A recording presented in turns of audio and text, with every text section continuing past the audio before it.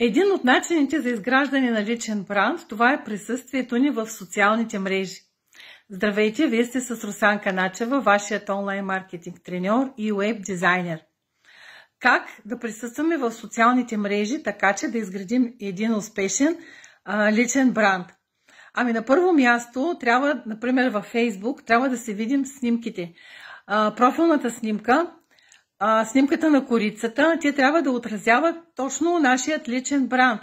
Определени цветове, също от бранда ни трябва да има определени цветове, които да използваме на корицата на нашата Facebook страница, да си прегледаме снимките, ако има компрометиращи снимки да ги премахнем и да публикуваме снимки, които ни показват в светлината на това, което наистина сме, това, което наистина представляваме и публикациите, които публикуваме, видеята, които публикуваме, трябва да представят нас и нашата идентичност и да бъдат насочени точно към нашия идеален клиент.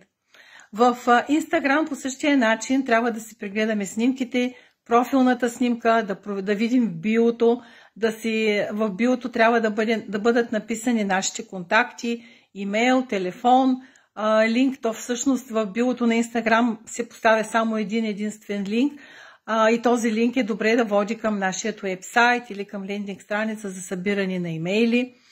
В YouTube канала по същия начин трябва да си видим профилната снимка, също името на YouTube канала, името на Facebook страницата. Там трябва задължително да е написано и нашето име, освен бранда, който, името на бранда, плюс нашето име. В YouTube канала е добре на профилната снимка да е нашето лице и на корицата на канала също трябва да бъде подходяща, която представя нас и в цветовете на нашия бранд. Много е важно корицата на YouTube канала да се вижда еднакво добре, то всъщност и корицата и на Facebook, да се виждат еднакво добре на всички устройства, на телефон, на лаптоп, на таблет, също така и на телевизор. Много хора ще гледат нашия YouTube канал или Facebook страница и през телевизора. Така че кориците трябва да изглеждат еднакво добре на всички устройства. Това са основните неща, които трябва да направим за външният вид на нашите социални мрежи. За публикациите, както казах, във Facebook трябва да бъдат насочени към нашите идеални клиенти, да представят нашата идентичност, автентичност, да разказваме историята си. В YouTube канала по същия начин трябва да определим темата на нашите видеа. Всъщност темата на нашите видеа ще бъде по темата на нишата, в която работим ние, в която е нашият бизнес.